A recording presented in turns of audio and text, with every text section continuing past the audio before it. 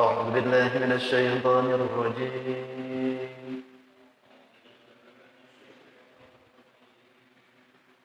بسم الله الرحمن الرحيم.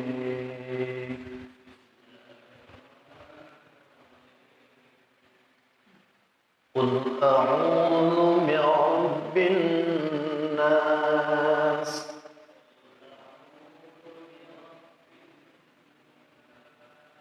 ملك الناس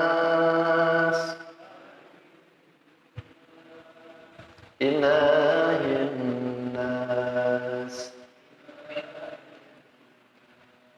من شر الوسواس الخناس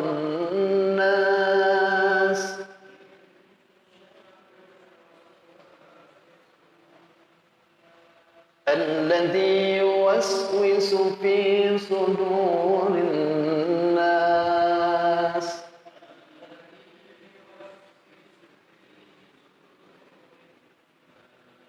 من الجنة والناس.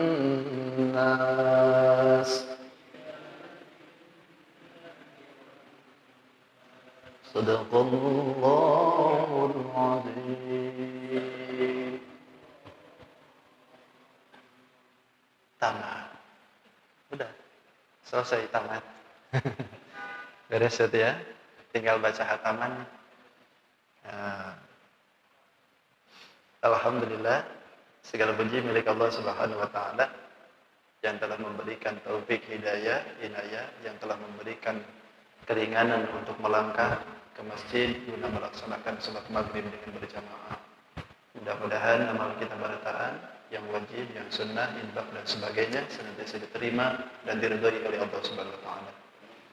Yang kedua, salawat dan salam tidak hentinya semoga dibawakan kepada junjungan alam Sayyidul Mustafa wal Murtada Nabi besar Muhammadin sallallahu alaihi wasallam, tidak lupa pada keluarganya, sahabat, tabi'in, tabi'at sampai kepada kita, yang mudahan kita pun khusus saja berkumpul di tempat ini nanti di yaumul qiyamah senantiasa diaku sebagai umatnya. Amin.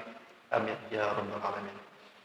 Baik, hadirin wal hadirat yang dimuliakan Allah, kita sudah sampai di surat yang ke-114, surat terakhir. Sebagaimana yang kita ketahui dalam bahasan yang lalu, bahwa surat ini turunnya satu paket dengan surat Al-Falaq. Jadi sababun nuzulnya pun sama. Bahkan turunnya pun ada yang menyebutkan di Mekah, ada yang menyebutkan di Madinah, sama. Nah, di dalam surat An-Nas ini memang masih berkalian dengan surat yang Al-Falaq. Karena memang dua-duanya diberikan atau diturunkan oleh Allah Subhanahu wa taala, yang mana pada waktu itu baginda Rasul sedang dalam keadaan tersantet. Disantet dengan yang namanya, masih ingat? Siapa namanya penyantet kemarin? Sudah lupa, 2 minggu loh. Aduh. Namanya ingat kemarin deh, Lubaid. Ya. Lubaid bin Al-As, orang Yahudi. Nah, itu kalau di Yahudi namanya Lubaid. Ingat aja kalau orang Indonesianya Linban. Jadi hampir mirip. Jadi baginda Rasul itu diikat dengan 11 ikatan. Sampai pada akhirnya Rasulullah jatuh sakit karena diakibatkan santetan itu. Nah, ternyata ikatan yang 11 itu semuanya bisa lepas dikarenakan diturunkan 2 surat ini. 5 ayat Al-Falaq, 6 ayatnya An-Nas. Jadi pas 11. Ketika dibaca surat Al-Falaq, lepaslah 5 ikatan. Ketika dibaca lagi surat An-Nas, maka lepas lagi 6 ikatan. Jadi semuanya jadi terlepas. Maka ini pun juga sama. Ketika kita pengen terlepas dari lilitan hutang, baca Qul a'udzu birabbil falaq dan An-Nas. Insya Allah hutangnya makin loba. Ini bagian daripada anugerah yang diberikan oleh Allah kepada kita sebagai umat junjungan Nabi Muhammad SAW. Sebagai benteng pelindung dari segala macam mara bahaya yang mungkin bisa terjadi dengan kita, baik siang ataupun malam. Dibenteng dengan 2 surat ini. Makanya kata Allah di dalam surat yang kedua, Bismillahirrahmanirrahim, wallahu a'lam bihaqiqatil murad.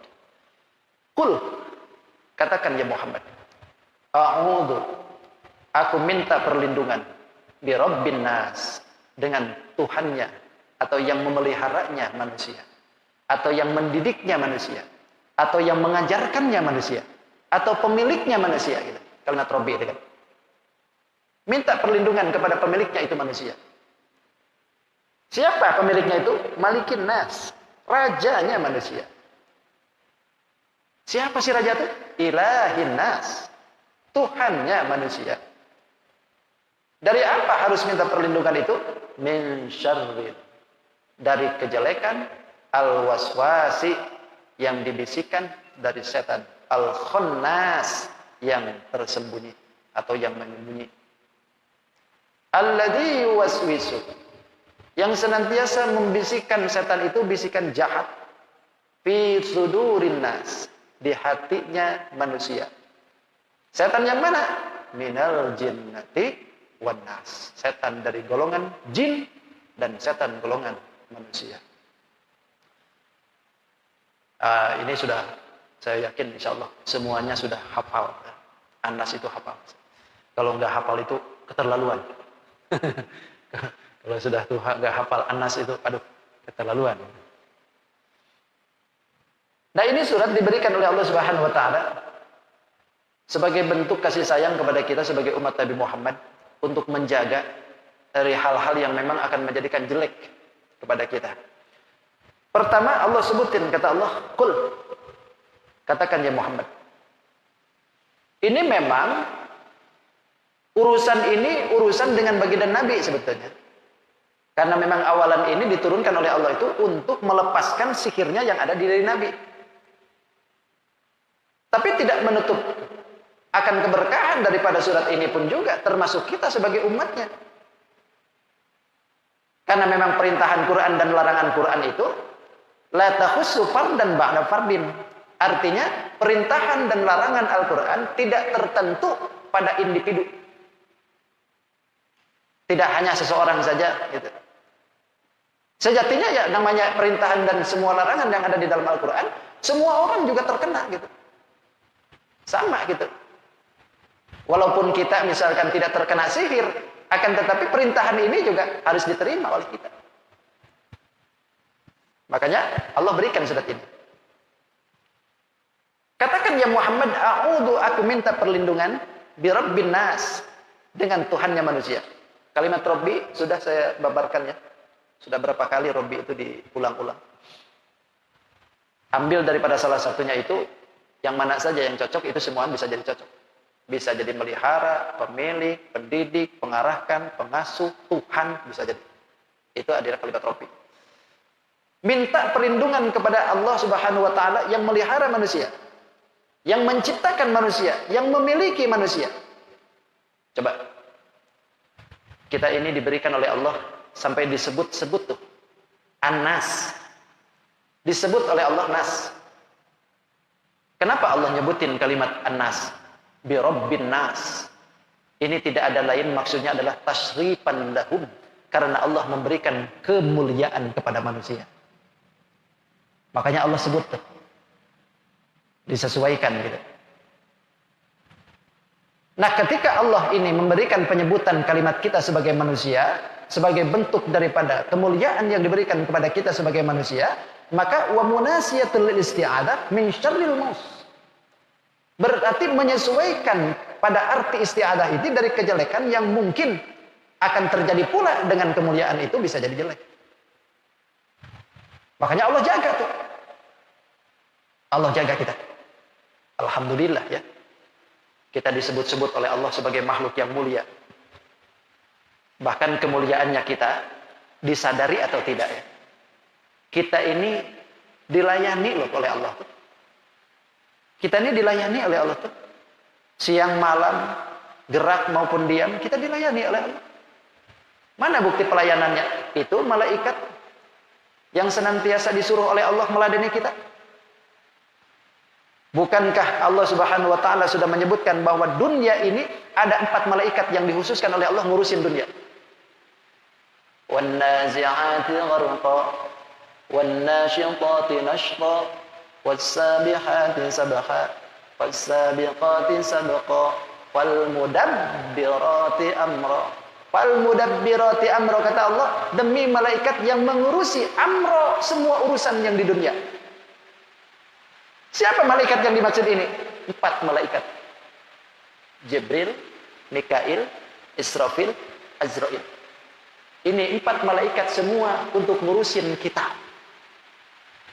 Selebihnya urusan akhirat. Kalau malaikat yang lainnya urusan akhirat kan? Munkar Nakir dan kubur. Terus malaikat Malik, neraka, malaikat Ridwan, surga. Itu semua di nanti. Tapi kalau yang 4 ini ngeladenin kita. Jibril tugasnya nurunin wahyu, sekaligus nurunkan apa yang diberikan oleh Allah, mengatur bala tentara Allah. Bala tentara malaikat yang diturunkan oleh Allah itu yang ngatur Jibril. Kata Jibril, ikam turun. Ikam hantam. Itu semua ngatur malaikat Jibril. Makanya pantas Bani Israel itu ketika dengar malaikat Jibril geram tuh. Bahkan sampai pernah nanya ke Rasulullah, "Wahai Muhammad, kira-kira siapa sih yang nurunin wahyu ke ikam itu?" Kata Rasulullah, "Jibril." "Oh, kalau seandainya yang nurunkan wahyu itu Mikail, aku pasti iman dengan kau." Kenapa? Sebab mereka tahu bahwa Jibril itu suka menurunkan bala. Coba, yang ngancurin kaum Ad, Jibril. Yang ngancurin kaum Samud, Jibril. Yang ngancurin Firaun, Jibril gitu. Pokoknya umat-umat terdahulu itu digemparkannya itu melalui malaikat Jibril.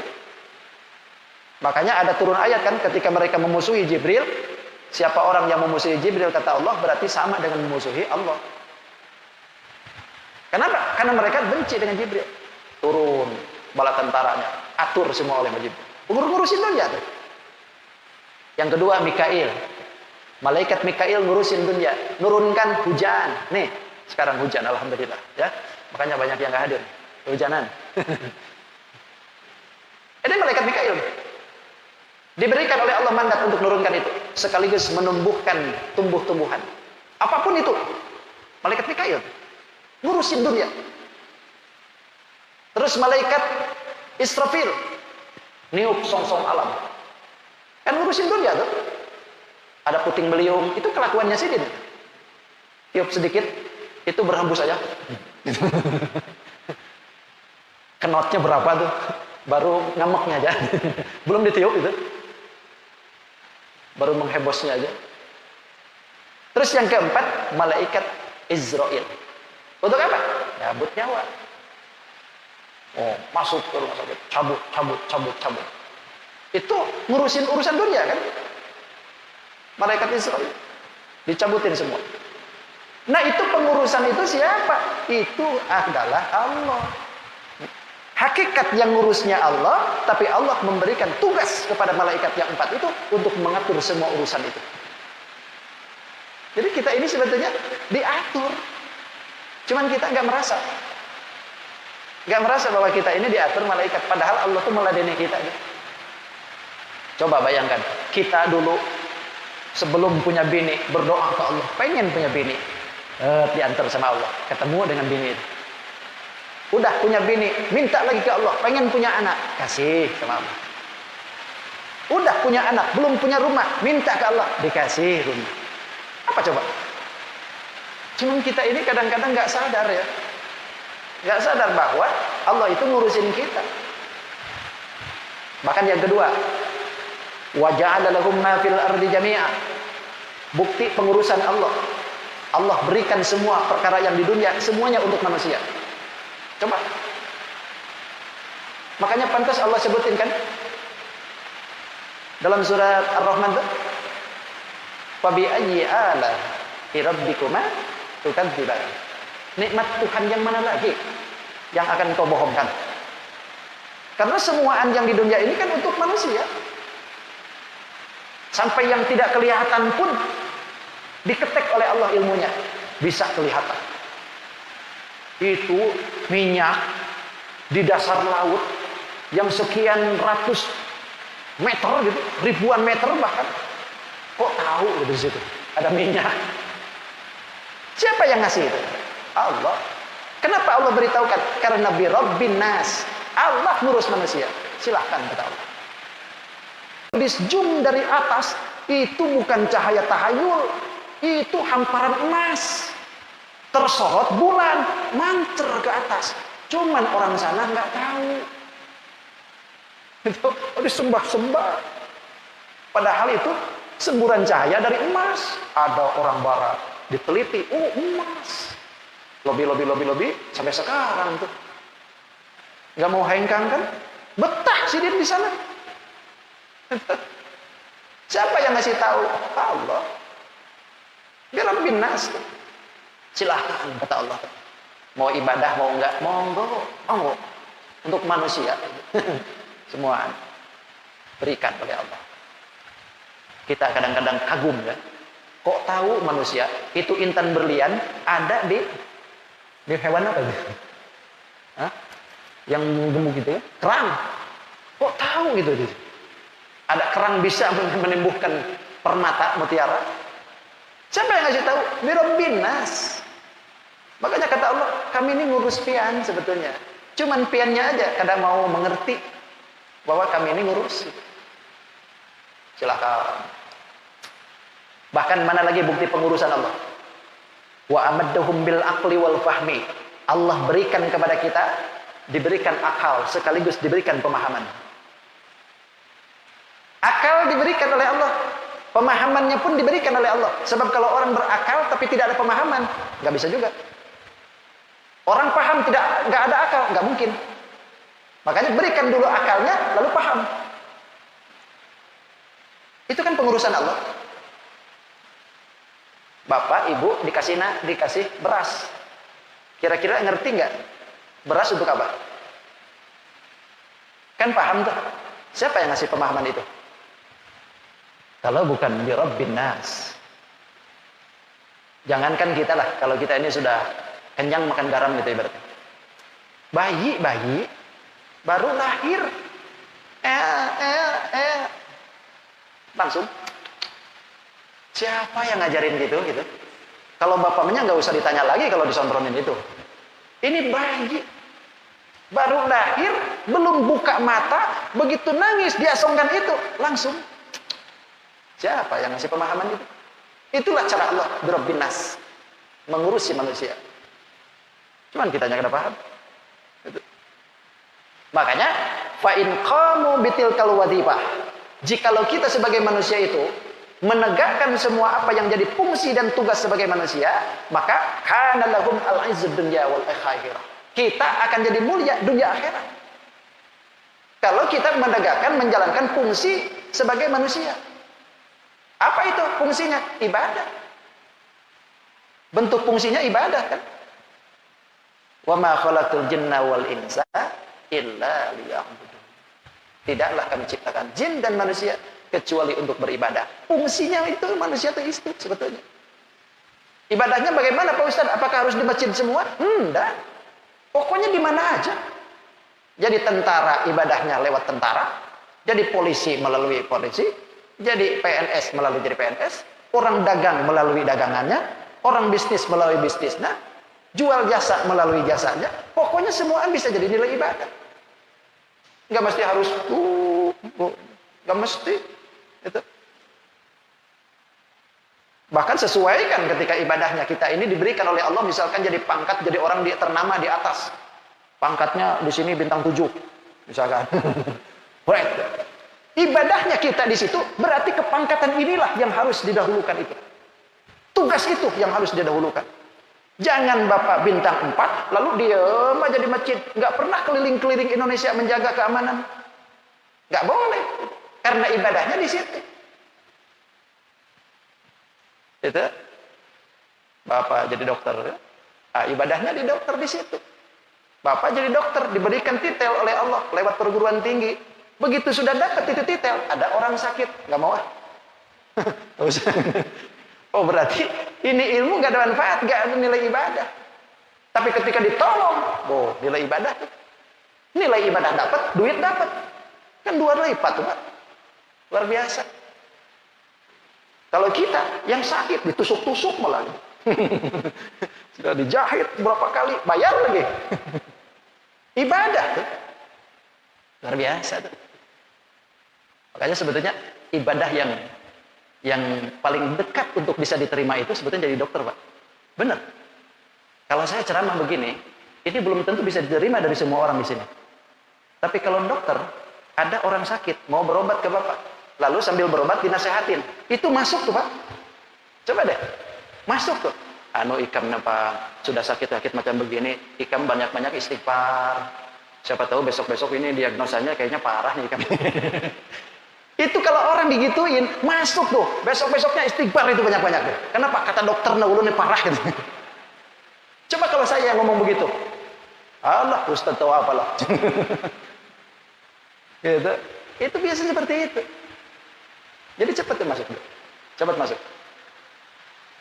Model ada orang bangkrut, usaha, datang ke kiai. Kalau waktu jaya dikasih wiridan, mana mau? Tapi begitu sudah bangkrut, datang ke kiai, coba dah wiridan. Boh. Kenapa? Lo pengen bangkit lagi usahanya. Itu. Jadi sesuaikan dengan pada masing-masing. Itulah bukti sebagai kita ini. Makanya fungsi kita ini sebagai manusia, kalau seandainya dijalankan, mulia dunia akhirat. Tapi kalau sebaliknya, tidak mau menjalankan fungsi sebagai manusia, maka bisa jadi dunia akhirat jadi hina. Bahkan kan manusia itu kalau dia itu mulia, bisa jadi mulianya itu lebih daripada malaikat. Tapi kalau dia hina, maka derajatnya akan lebih hina daripada binatang. Alhamdulillah. Itu. Jadi disinilah fungsinya kita harus sadar diri bahwa semua apa yang diberikan oleh Allah ini sejatinya itulah cara Allah untuk ngurusi kita. Itu. Bahkan kita diberikan otak oleh Allah, akal tuh luar biasa. Luar biasa. Saya salut kalau dengan dokter tuh. Kenapa? Loh ribuan obat di kepalanya itu hafal itu semua. Saya ngapalin obat-obatan 1-2 aja. Susahnya minta ampun. Ini obat ini, datang penyakit ini obatnya. Datang penyakit ini obatnya. Mantep. Makanya jadi dokter orangnya pinter-pinter ya. Pinter. Gitu. Kemudian Malikin Nas, rajanya manusia. Ini memang kita nih sudah fase final nih. Tapi ini pertandingan kayaknya ada 2. Pertandingan tandang dengan pertandingan kandang. Jadi kalau nggak beres, berarti pertandingan yang kedua nanti. Nggak beres. Rajanya manusia. Ilahin nas. Tuhannya manusia. Kalau di dalam surat Al-Fatihah, kalimat Malik itu alifnya tidak dibuang. Maliki yaumiddin, gitu kan? Alifnya tidak dibuang. Tapi kalau di sini alifnya dihilangkan. Karena memang ittifaq ahli qari untuk menggugurkan alif di surat An-Nas ini. Jadi Malikin Nas. Bukan seperti di Al-Fatihah. Kalau di Al-Fatihah itu ada 2 pendapat ahli qari'nya. Ada yang membuang, ada yang tidak. Kalau Imam Hafaz tidak dibuang. Maliki yaumiddin. Tapi selain itu dibuang. Ar-Rahmanir Rahim. Maliki yaumiddin. Itu boleh. Kalau yang lain. Tapi kalau di dalam surat ini sepakat ahli qari untuk membuang alif. Bi isqatil alif huna bittifaqil qurra bahasa itu. Jadi di sini sepakat ahli qari untuk membuang alif. Maka Maliki ya, Malikin Nas. Tidak dipanjangkan. Ilahin Nas. Tuhannya manusia. Ini merupakan tertib badi' disebut itu. Kenapa? Sebab ketika manusia itu pertama kali kenal dengan dirinya, annalahu rabban, bahwa dirinya itu ada Tuhan. Pasti lamma syahadahu bi anwa'it tartibiyah. Maka pasti dirinya itu akan mengetahui warna-warni daripada ketertiban Tuhan itu. Maka ada bahasa kan? Man arafa nafsahu faqad arafa rabbahu. Itu. Siapa orang yang kenal akan dirinya, maka pasti kenal dengan Tuhannya. Kenapa? Lantaran manusia itu diberikan oleh Allah Subhanahu wa taala pakai kalimat itu ilahin nas. Padahal sebelumnya birabbin nas, malikin nas, baru ilahin nas dikenalin. Dalam Zumar disebutkan awwalu wajibun 'alal insani ma'rifatun ilahi bistiqani. Awal yang wajib bagi insan itu adalah ma'rifatun ilahi, mengetahui Tuhannya. Ma'rifatun ilahi bistiqani, dengan yakin mengetahui Tuhannya. Makanya alhamdulillah kita ini sebagai hamba Allah yang diturunkan oleh Allah Subhanahu wa taala dari keturunan orang-orang yang percaya dengan Allah juga gitu. Alhamdulillah kita punya orang tua begitu lahir diadanin kan. Itu pertama kali melek langsung dikenalkan dengan Tuhan kita. Allahu Akbar, Allahu Akbar. Walaupun anak kecil ini kelihatannya nggak ngerti, tapi pada dasarnya ruhaniyahnya ini anak sudah dikenalkan dengan Tuhan. Karena memang awalan. Sampai kewajibannya pun dikenalkan oleh orang tua kita. Hayya 'alas shalah, hayya 'alal falah. Allahu Akbar, Allahu Akbar. La ilaha illallah. Telinga kanan. Habis itu telinga kirinya diiqomah. Untuk apa? Pengenalan. Pengenalan pertama bahwa orang tua kita ini mengenalkan kita ini sebagai manusia untuk menyaksikan bahwa kita punya Tuhan. Tuhan kita tuh Allah. Makanya yang pertama kali disebutin Allahu Akbar, Allahu Akbar. Dikenalin tuh.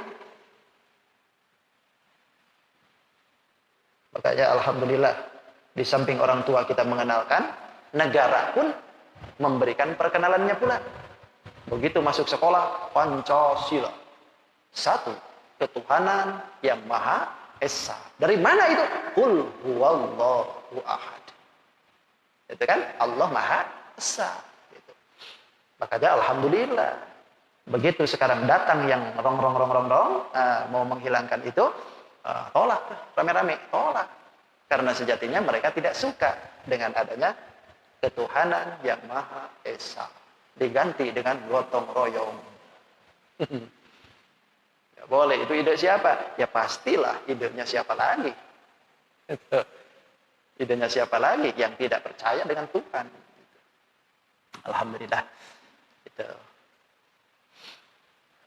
Terus kemudian kita dikenalkan dengan Raja Malikin Nas. Kenapa? Sebab di sini kita ini berpikir inna hadzal rabbu mutasarrifun fi khalqi ghaniyun. Sesungguhnya Tuhan kita ini Allah tuh mutasarrifun fi khalqi. Semuanya itu mengkaji atau menjalankan semua makhluknya itu ghaniyun. Allah Maha Kaya. Allah Maha Kaya dari segalanya. Kenapa? Loh karena Allah semua yang memiliki. Makanya sifat Allah sifat Al-Ghani. Ghani Maha Kaya. Kalau sudah kaya nggak butuh yang lain lagi. Kita ibadah bukan berarti Tuhan butuh dengan ibadahnya kita. Enggak. Kalau seandainya Tuhan butuh dengan ibadah kita, berarti itu bukan Tuhan. Kenapa? Loh kalau Tuhan itu nggak butuh apa-apa. Tapi kenapa kita ini suruh ibadah? Semua ibadah kita itu akan kembali kepada kita. Bukan kepada Allah. Cuman kata Allah, jaminan kalau engkau ibadah, nih kami kasih nanti. Tapi kalau enggak, siksa. Berpikir kita di situ. Nah setelah kita berpikir mengetahui bahwa ini semua adalah kekayaan Allah, tambah-tambah nanti dalam pikiran kita. Pasti mengetahui yang berhak untuk diibadahi itu siapa berarti. Berarti timbul di situ. Allah ya'budu illal ghani. Tidak ada lagi yang diibadahi kecuali zat Allah yang Maha Kaya. Itu makanya Allah kenalin tuh ilahin nas, Tuhannya manusia. Jam bisa belum? Berapa menit lagi? 2 menit lagi. Ini babak kedua kayaknya nih. Kalau bakalan nggak sampai nih. Sedikit. Min syarril waswasil khannas. Tadi Allah sebutin bahwa kita sebagai manusia itu harus minta perlindungan kepada Tuhannya manusia dari apa? Min syarril waswasil khannas. Pertama, minta perlindungan dari kejelekan bisikan setan. Yang mana? Al-khannas, yang selalu bersembunyi. Bersembunyinya di mana? Apakah di belakang kita? Di depan kita? Di atas? Di bawah? Bukan. Lebih lantik lagi. Lebih halus lagi. Masuk, setan itu bersembunyi di hati. Di hati nggak tanggung coba. Sudah. Ini isya sih. Ketika Allah Subhanahu wa taala menyebutkan seperti ini sebetulnya memberitahukan, seolah-olah memberitahukan kepada kita posisi setan yang ada di kita. Posisi setan mengganggu kita itu kan di khannas, dalam hati bersembunyi. Makanya ketika hati ini tidak pernah zikir ke Allah, maka setan itu mencokol di situ. Tapi ketika kita ini berzikir ke Allah, maka setan menjauh. Setan menjauh. Jadi intinya setan itu bisa mencokol dalam hati kita, bahkan membisikkan ke dalam hati kita itu bisikan-bisikan setan itu ketika kita lupa dengan Allah. Itu aja sebetulnya. Makanya banyak-banyak berzikir itu untuk tidak setan itu bercokol dalam hati kita. Sebab kalau sudah bercokol dalam hati, susah. Susah setan itu. Diam di situ setan itu. Berbisiknya setan itu kan bukan main itu, bukan main. Jangankan kita ini enggak dalam ibadah saja. Dalam zikir saja, kadang-kadang kita ini setan bisa masuk. Kenapa? Lisan ngusapin subhanallah, subhanallah. Hati pasar pagi. Itu bisikan setan bisa masuk. Makanya Allah benteng. Minta benteng ini. Insya Allah kita sambung lagi. Itu perpanjangnya nanti. Karena ini sudah isya. Insya Allah kita sambung lagi di segmen yang kedua. Insya Allah beres lah nanti beres. Insya Allah beres ya. Di segmen yang kedua. Demikian kiranya sadaqallahul azim wa sadaqa rasulun nabiyul karim. Wa nahnu ala dzalika minasyahidin wasyakirin walhamdulillahi rabbil alamin. Allahumma shalli wa sallim ala sayyidina Rasulillah ajma'in. Bismillahirrahmanirrahim. Wassalatu wassalamu ala asyrofil mursalin sayyidina wa maulana Muhammadil amin. Allahumma rabbi anfa'na bima 'allamtana. Rabbi 'allimna alladhi yanfa'una, rabbi faqihna wa faqih ahlana wa qurbatin lana fi dinina. Tawassalna bi ta'allumin anta rizqana wasi'ahu wa anta rizqal amanah. Rabbana atina fid dunya hasanah wa fil akhirati hasanah wa qina adzabannar. بفضل سبحان ربك رب العزة عما يصفون وسلام على المرسلين والحمد لله رب العالمين. تقبل الله منكم. سبحانك اللهم وبحمدك أشهد أن لا إله إلا أنت أستغفرك وأتوب إليك. هدانا الله وإياكم أجمعين. قد ما صفوا وقد ما قدر. السلام عليكم ورحمة الله وبركاته.